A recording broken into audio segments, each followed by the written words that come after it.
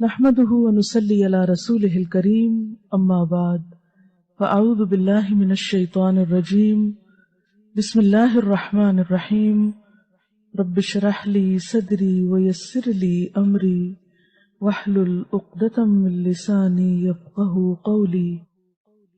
اور اس کا اتنا اجر اور ثواب ہے کہ اگر آپ وقت دیکھیں تو 1.5 منٹ ہے صرف، لیکن اگر آپ اجر دیکھیں تو بے حد و حساب. تو اس لیے پابندی کے ساتھ کوشش کریں اس کو پڑھنے کی، اور گھڑی دیکھ لیں، آپ کا کوئی بڑا وقت نہیں لگے گا. انسان یہ صرف شیطان کا بھلاوا ہوتا ہے کہ انسان یہ نیکی نہ کرے اور اتنا بڑا اجر نہ کمائے. شیطان کا بھلاوا ہوتا ہے یہ، لہٰذا وہ کہتا ہے وہ دیکھو وہ کام، وہ دیکھو وہ کام، وہ بھی ہے وہ بھی ہے، وہ چھوڑو پھر کر لینا، چلتے پھرتے کر لو، اٹھو اٹھو یہاں سے.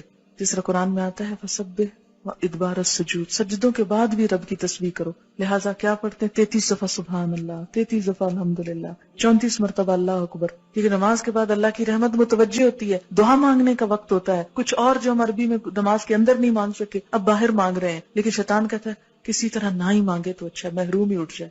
اس لیے آپ دیکھیں گے کہ وہ وقت بڑا تلخ اور سخت ہوتا ہے اور اکثر لوگ ورغلا لیے جاتے ہیں. 1.5 منٹ کے اندر آپ اتنا بڑا اجر کماتے، گویا آپ نے ڈھیروں مال صدقہ کر دیا جو ویسے ممکن نہیں. اتنا اجر ہے کہ ایک دفعہ نبی صلی اللہ علیہ وسلم کے پاس کچھ لوگ آئے، وہ پوچھنے لگے اللہ کے رسول صلی اللہ علیہ وسلم، ہمارے کچھ دوست ہیں جو بڑے امیر ہیں، وہ صدقہ کرتے ہیں ثواب پا لیتے ہیں، ہمارے پاس ہم غریب لوگ ہیں، ہمیں بھی کچھ بتائیں کہ ہم ان کا ثواب پا لیں. تو آپ نے فرمایا کہ تم ہر نماز کے بعد 33 دفعہ سبحان اللہ الحمدللہ اللہ اکبر پڑھو تو تم کیا کرو گے؟ ان کے برابر ہو جاؤ گے. بڑے بڑے صدقہ جہاد اور کیا کچھ کرنے والوں ان کو بھی پتہ چل گیا. پھر وہ آگے یا رسول اللہ صلی اللہ علیہ وسلم، وہ بھی یہ کرنے لگے، پھر وہ آگے نکل گئے. تو آپ نے فرمایا یہ اللہ کا فضل ہے جسے چاہے دے. پھر ہوتا ہے اب نماز پڑھ لی، جلدی جلدی وہ بلا کے آرڈر کر دیں سب کو جو جو کچھ کہنا ہے، پھر بولنا شروع کر دیتے.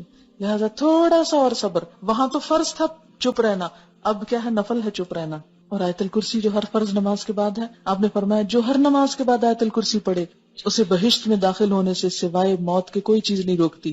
گویا جنت کا دروازہ کھل گیا اس کے لیے.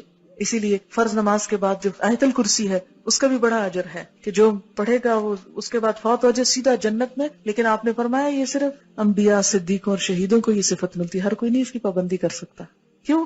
کیونکہ ہر بات جو نماز میں یاد آنی ہوتی، ہم کہتے ہیں یہ کون سی مجبوری ہے، پابندی، آپ تو بول لو خیر ہے، وہ پوری کیفیت نہیں تاری ہوگی. اس لیے تھوڑا سا صبر. اور لیکن یہ آپ کا بائی چوائس ہے، اب آپ کی مرضی ہے آپ صبر کریں یا نہ کریں. لیکن جو کر جائے وہ اب وہ وقت ہے پھل توڑنے کا، اب وہ وقت ہے نتیجہ لینے کا، دعا مانگنے کا. اس وقت میں اگر آپ گئے تو گئے، چھٹ گیا تو رہ گیا.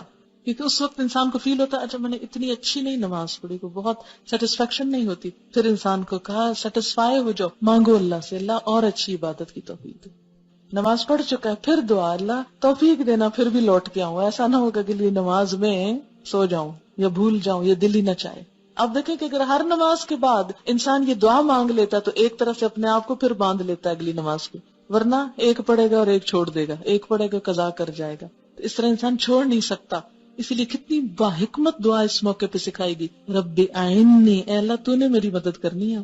اللہ ذکر کا کہ پھر تیرا ذکر کروں، شکر کا اور تیرا شکر گزار بندہ بن کے رہوں، وہ حسن عبادت اس سے بھی اچھی عبادت کروں. یہ جو ذکر ہے یہ مسنون ہے. کچھ سوال ہیں کہ میں جلدی سے جواب دیتی ہوں. نماز ختم کرنے سے پہلے سورۃ البقرہ کی آخری آیات اور حشر کی آیات پڑھنا جائز ہے؟ ذکر میں آپ جو کچھ بھی پڑھیں لیکن یہ مسنون نہیں ہے. مسنون وہی ہے جو میں نے آپ کو بتا دی ہے. اس کے علاوہ آپ اردو پنجابی میں اپنی دعا مانگ سکتے ہیں جو بھی آپ کریں.